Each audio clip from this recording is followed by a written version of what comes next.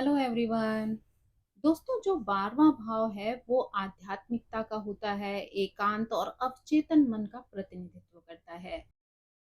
जब दारा कारक इस भाव में स्थित होते हैं तो ये एक ऐसे जीवन साथी का संकेत देता है जहाँ जहाँ पर आपका जीवन साथी आपकी आंतरिक दुनिया, आध्यात्मिक दुनिया और आपकी जो अपनी पर्सनल लाइफ है, उसको प्रभावित कर सकता है। आपका लाइफ पार्टनर 12वें भाव में छिपे हुए पहलुओं, अवचेतन इच्छाएं और व्यक्तिगत उपचार से जुड़ा हुआ हो सकता है। यानी हो सकता है आपका पार्टनर हीलिंग से जुड़ा हुआ हो, वो लोगों की हीलिंग करके उनको उनकी परेशानियों से बाहर निकालने वाला हो। यहाँ पर आपका जीवन साथी आपको आध्यात्मिक और मानसिक परिवर्तन की प्रक्रिया में मार्गदर्शन देने में महत्वपूर्ण भूमिका निभा सकता है। यानी अगर आपका भी इंटरेस्ट अध्यात्म से जुड़ा हुआ है, तो ऐसे में हो सकता है कि वो आपको मार्गदर्शन देकर आपके विकास में आपका सहयोगी बन जाए। यानी कि ये संबंध आत्मचिंतन, उपचार या आध्यात्मिक जागरण को प्रेरित कर सकता है या परिवर्तनकारी आध्यात्मिक साधनाओं में संलग्न होने के लिए प्रेरित कर सकता है। ये स्थिति प्रायः ऐसे संबंधों को दर्शाती है जो बाहरी दुनिया को हमेशा स्पष्ट रूप से दिखाई नहीं देते हैं। यानी आपके बीच के जो संबंधों की गहराई है, उसको कई बार बाहर वाले लोग नहीं समझ पाते हैं। लेकिन ये संबंध जातक के व्यक्तिगत विकास, भावनात्मक उपचार और जीवन के छिपे हुए पहलुओं की खोज में अत्यंत महत्वपूर्ण भूमिका निभा सकता है। अब अगर हम ग्रहों के अनुसार आपके दारा कारक को समझने का प्रयास करें, तो उसमें हम सबसे पहले सूर्य के बारे में बात करते हैं। यानी कि सूर्य जो है वो अगर 12वें भाव में दारा कारक के रूप में होता है, तो जीवन साथी में प्रबल आध्यात्मिक झुकाव या एकांत और आत्म खोज की इच्छा देखी जा सकती है। ये स्थिति अक्सर कर ऐसे जीवन साथी को दर्शाती है जो आत्ममंथन करने वाला होता है और भौतिक उपलब्धियों से परे जीवन के उद्देश्य की तलाश में रहता है। यानी जीवन का वास्तविक लक्ष्य क्या है, इस खोज में अक्सर आप अपने साथी को व्यस्त देख सकते हैं। यानी वो अक्सर कर इस खोज में लगा रहता है कि जीवन की वास्तविकता क्या है। यहाँ पर उसको भौतिक उपलब्धियों में बहुत ज्यादा इंटरेस्ट नहीं होता है। पर जीवन साथी का व्यक्तित्व गर्मामय लेकिन संयमित हो सकता है और वह रहस्यमय और दार्शनिक विषयों की तरफ आकर्षित हो सकता है। यानी ऐसे व्यक्ति को दर्शन की तरफ बहुत ज्यादा रुचि हो सकती है, उसका रुझान हो सकता है। साथ ही रहस्यमय विषयों को पढ़ने, उसे समझने में भी उसका इंटरेस्ट देखा जा सकता है। आपका ये संबंध उच्च आदर्शों से जुड़ा हुआ होता है, जहां पर आपका जीवन साथी अपने भीतर झांकने और आध्यात्मिक विकास को अपनाने के लिए प्रेरित कर सकता है। हालांकि सूर्य की स्वाभाविक प्रभुत्व और अहंकार की प्रवृत्ति के कारण जीवन में कई प्रकार की चुनौतियां उत्पन्न हो सकती हैं। यानी ऐसे में हो सकता है कि आपका जीवन साथी किसी पॉइंट पर जाकर बहुत ज्यादा अहंकारी हो जाए या उसके अंदर कंट्रोल करने की जो भावना होती है वो आप पर हावी होना शुरू हो जाए, जिसकी वजह से आपको कई बार जीवन में चुनौतियों का सामना करना पड़ सकता है। अपने भाव में ये ऊर्जा खुलकर अपने पार्टनर के सामने अपने भावों को अभिव्यक्त करने में या संबंधों में संतुलन बनाए रखने में कठिनाई का अनुभव करवा सकती है। जीवन साथी की निजी स्थान और आत्मचिंतन की आवश्यकता कभी-कभी दूरी के रूप में भी समझी जा सकती है, जिसके लिए दोनों पक्षों में धैर्य और समझ की आवश्यकता होती है। यानी यहाँ पर कई बार आपको अपने पार्टनर का स्वभाव अपने आप से विरोधी दिखाई दे सकता है। यानी कि उसका स्वभाव हो सकता है कि उसे बहुत ज्यादा प्राइवेसी पसंद हो या वो आपके ऊपर कंट्रोल करने वाला हो, क्योंकि उसके अंदर ये गुण स्वाभाविक रूप से रहते हैं। तो इस वजह से आपको उन चीजों की वजह से उलझन का अनुभव हो सकता है। तो ये चीजें आपके जीवन में कई कार्यों में चुनौतियां लेकर आ सकती हैं। तो यहाँ पर अगर आप दोनों ही अपने संबंधों को व्यवस्थित करने के लिए धैर्य रखते हैं या अपने संबंधों में समझ को उत्पन्न कर लेते हैं और उसके अनुसार व्यवहार करते हैं, तो आप अपने रिश्ते में बैलेंस बना सकते हैं। आप अपने रिश्ते को टूटने से भी बचा सकते हैं, साथ ही आपके जीवन में जो भी चुनौतियां हैं उनको भी आप सरलता से पार कर सकते हैं। यहाँ पर आपके खर्चे यात्राओं से या आध्यात्मिक जो कार्यक्रम है उनसे या दान पुण्य के माध्यम से जुड़े हुए हो सकते हैं।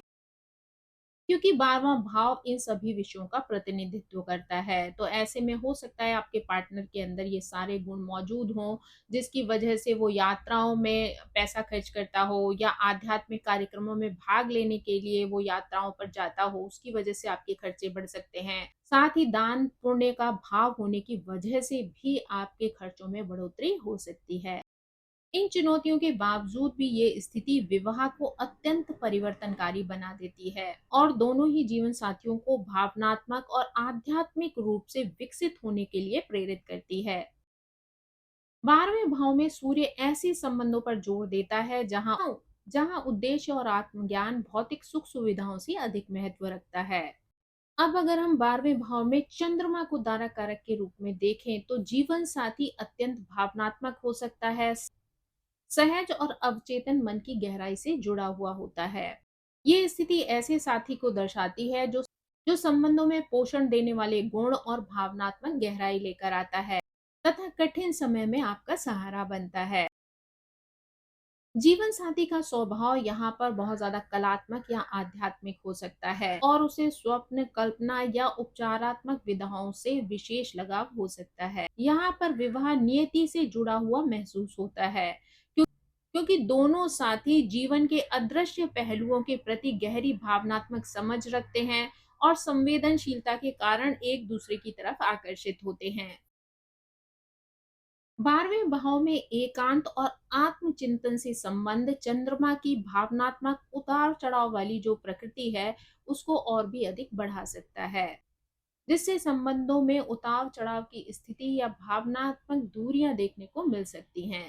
यहाँ पर जीवन साथी को अपनी भावनाओं को खुलकर अभिव्यक्त करने में कठिनाई का अनुभव होता है और वह अपनी आवश्यकताओं को अभिव्यक्त करने के लिए सूक्ष्म संकेतों और अंतर्ज्ञान पर अधिक निर्भर रहता है। यहाँ पर उसके खर्चे रचनात्मक कार्यों में, दान पुण्य में या आध्यात्मिक यात्राओं में हो सकते हैं, जिनका संतुलित प्रबंधन आवश्यक होता है। इन चुनौतियों के बावजूद भी ये स्थिति संबंधों में करुणा, उपचार और आपसी समझ को समृद्ध करती है।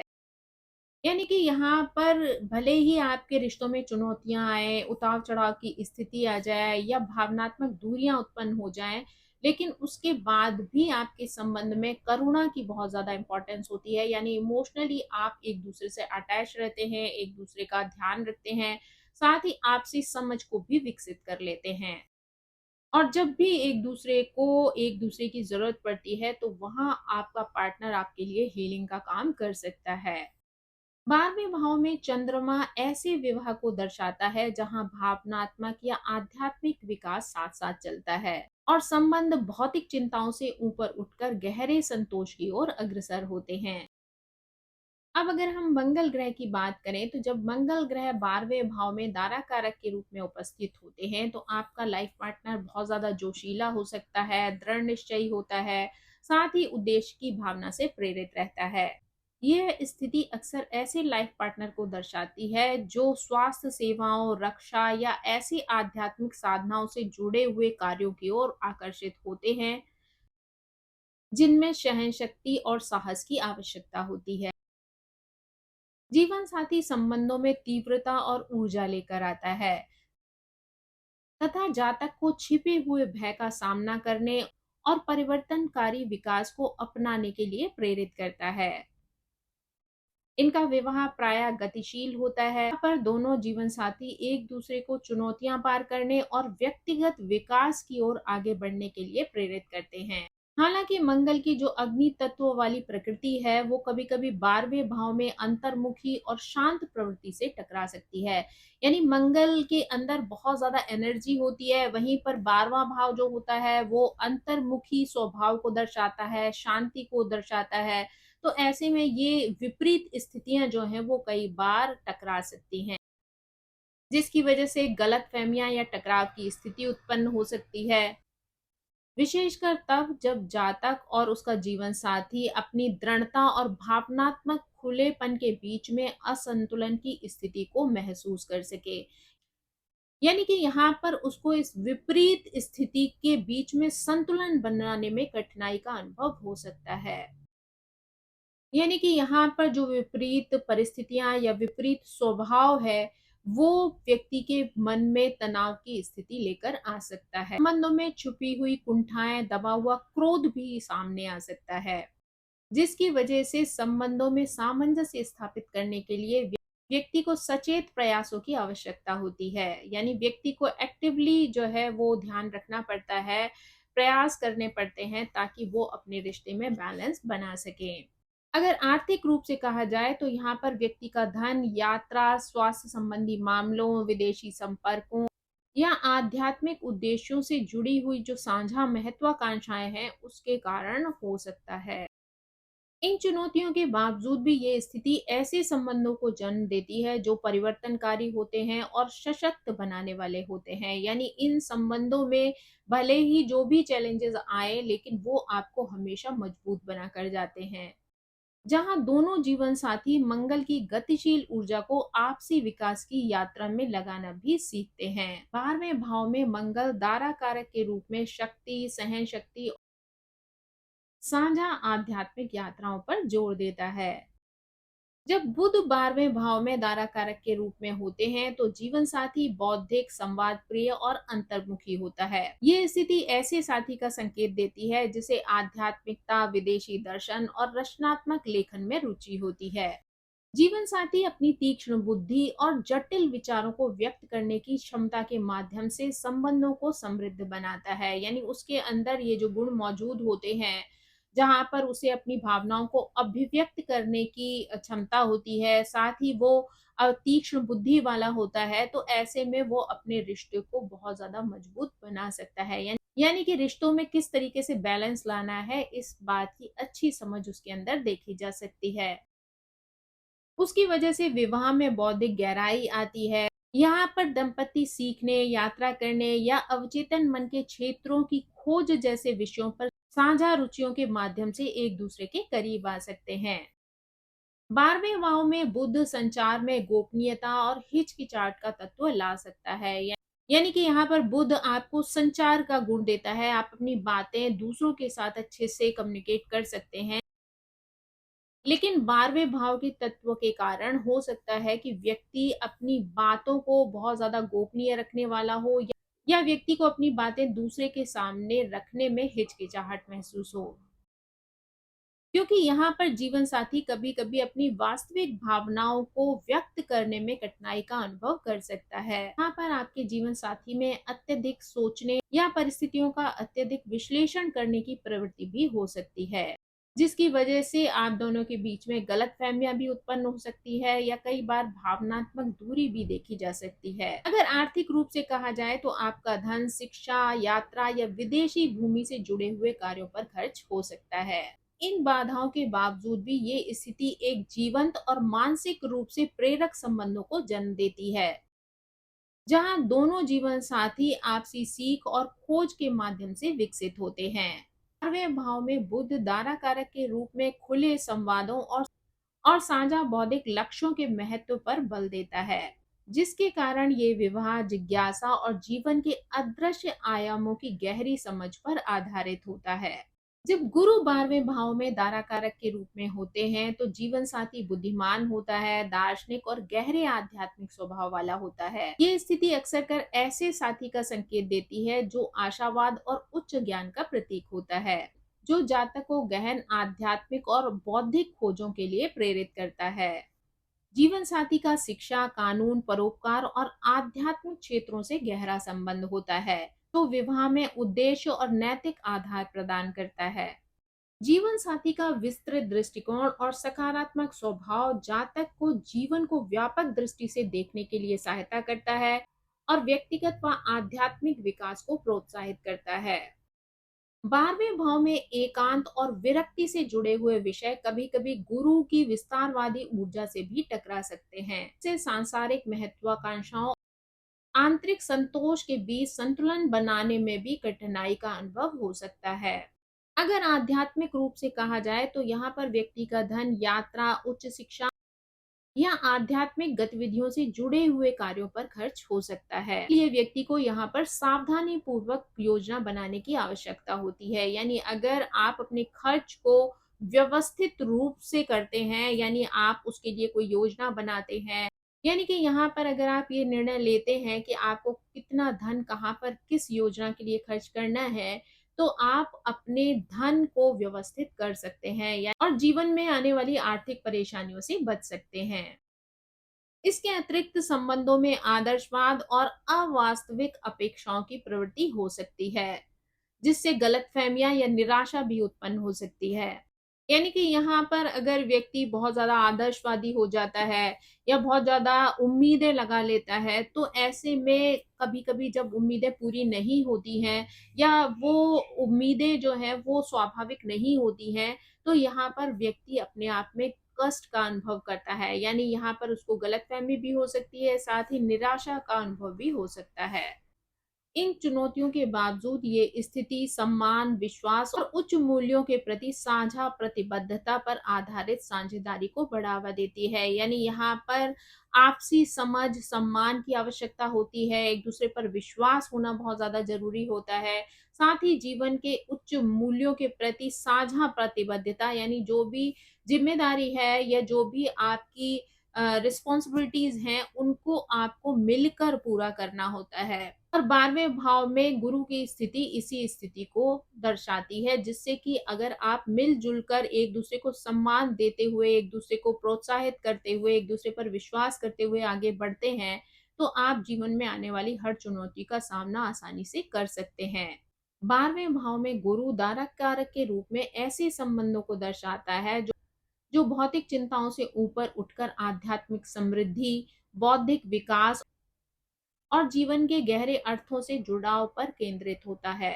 अब अगर हम शुक्र की बात करें तो जब शुक्र दारा कारक के रूप में 12वें भाव में होते हैं तो ये जातक के संबंधों विशेष रूप से विवाह की अगर बात की जाए तो एक जटिल और गहराई से परिवर्तनकारी प्रभाव डालता है। शुक्र प्रेम, सौंदर्य, सामंजस्य, कामुकता और संबंधों का कारक ग्रह है। शुक्र के दारा कारक के रूप में 12वें भाव में होना छिपे हुए विषयों, अवचेतन मन, एकांत और आध्यात्मिक विकास का प्रतिनिधित्व करता है। इन दोनों के संयोजन से ऐसे विवाह का संकेत मिलता है जो निजी और गोपनीय हो सकता है। इसमें कभी-कभी भावनात्मक और शारीरिक दूरी भी देखने को मिल सकती है। 12वें भाव में दारा कारक के रूप में शुक्र ऐसे जीवन साथी का संकेत देता है जो गहराई से आध्यात्मिक, अंतर्मुखी, विदेश भूमि, ध्यान केंद्र अथवा एकांतों से जुड़ा हुआ हो सकता है। जीवन साथी का अवचेतन या छिपी हुई दुनियाओं से गहरा संबंध हो सकता है, जो अत्यंत अंतर्ज्ञानी, कलात्मक या रहस्यमय स्वभाव के रूप में प्रकट हो सकता है। जातक को सार्वजनिक या पारंपरिक संबंधों के बजाय एक शांत निजी संबंधों से अत्यधिक संतोष मिल सकता है। ये स्थिति कार्मिक संबंधों का भी संकेत देती है, जहां पर जातक और जीवन साथी के बीच पूर्व जन्म का संबंध भी हो सकता है, जो भावनात्मक उपचार और आध्यात्मिक विकास को लेकर आता है। इस संबंध में त्याग या अलगाव के क्षण भी आ सकते हैं, लेकिन इसे अन्य लोग आसानी से समझ और स्वीकार नहीं कर पाते हैं। यानी इनके बीच में ऐसी स्थितियां आ सकती हैं जहां पर कि दूरियां बन जाएं, इनके संबंधों में त्याग की स्थिति आ जाए, लेकिन वो चीजें सिर्फ इन दोनों को ही समझ आती हैं, बाकी के लोग उन चीजों को आसानी से नहीं समझ पाते हैं और कई बार इस स्थिति को स्वीकार भी नहीं कर पाते हैं। 12वां भाव अक्सर कर छिपे हुए लाभ और चुनौतियां देता है, इसलिए जातक अपने संबंध के माध्यम से गहरा भावनात्मक सुख या पीड़ा का अनुभव भी कर सकता है। यानी कि ऐसे में इनके कार्मिक संबंधों की वजह से हो सकता है कि ये संबंध इनके लिए इमोशनली बहुत ज्यादा पॉजिटिव हो, इन्हें बहुत सारी खुशियां देने वाले हों, और हो सकता है कि उनको यहाँ पर किसी कारण से कष्ट का अनुभव हो, क्योंकि ये पास्ट लाइफ के रिलेशन है। तो यहाँ पर जो संबंधों में उतार-चढ़ाव की स्थिति आती है, वो पास्ट लाइफ में होने वाली घटनाओं के कारण आ सकती है। ये स्थिति व्यक्ति को व्यक्तिगत विकास या आंतरिक परिवर्तन की ओर भी ले जा सकती है। अब अगर हम शनि ग्रह की बात करें, तो जब शनि दारा कारक के रूप में 12th हाउस में आते हैं, तो जीवन साथी बहुत ज़्यादा अनुशासित हो सकता है, व्यावहारिक हो सकता है या अंतर्मुखी स्वभाव वाला हो सकता है। यानी कि अगर सामान्य भाषा में कहें तो ऐसा व्यक्ति डिसिप्लिन में रहना बहुत पसंद करता है, साथ ही बहुत ज़्यादा प्रैक्टिकल होता है और अपनी भावनाओं को बहुत ज़्यादा अभिव्यक्त नहीं करता है। यानी अपनी बातों को ज़्यादातर ऐसा व्यक्ति अपने मन में ही रख लेता है। ये स्थिति अक्सर कर ऐसे साथी का संकेत देती है जो संरचना, धैर्य और सहन शक्ति को महत्व देता है और विवाह में भी स्थिरता लाने वाला प्रभाव रखता है। जीवन साथी प्रशासन, इंजीनियरिंग या सामाजिक सेवाओं जैसे क्षेत्रों से जुड़ा हुआ हो सकता है, जहाँ पर जिम्मेदारी और निरंतर प्रयास की आवश्यकता होती है। जीवन के प्रति उनका व्यावहारिक दृष्टिकोण, जातक को 12वें भाव से जुड़ी हुई जो चुनौतियां हैं, जैसे एकांत, आध्यात्मिकता और अवचेतन विकास, इनसे निपटने में भी सहायता मिलती है।